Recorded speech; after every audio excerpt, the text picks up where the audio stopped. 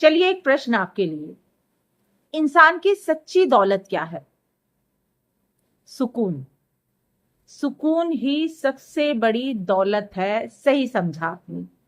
आज की लघु कथा, सोने का तकिया। एक राजा के पास सब कुछ था, लेकिन वह रातों को सो नहीं पाता था।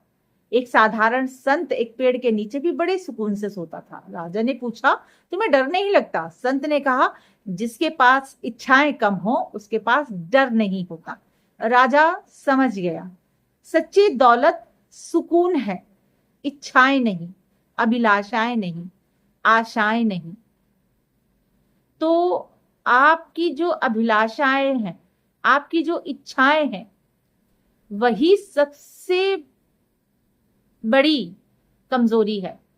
वही आपको सुकून से रहने नहीं देती, क्योंकि एक इच्छा 100 इच्छाओं को जन्म देती है।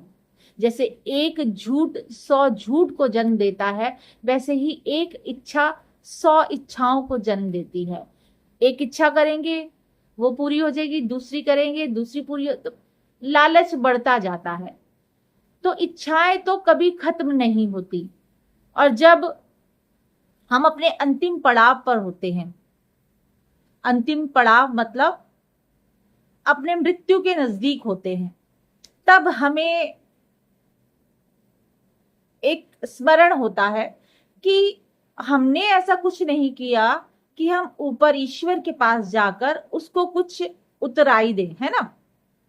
उसका ऋण चुकाएं। उसका ऋण क्या है? उसने हमें मनुष्य रूप में इस धरती पे जन्म दिया है, और ये सबसे बड़ा ऋण है उसका। तो ये ऋण चुकाने के लिए हमारे पास तो कोई उतराई नहीं है ना। हमारे पास तो कोई ऐसे अच्छे सदकर्म ही नहीं है जो हम ईश्वर को उसका ऋण उतारने के लिए दें। तो बच्चों, आप अच्छे कर्म करें, अच्छी बातें सीखें। सच्ची दौलत वही है जो आपको सुकून से रहने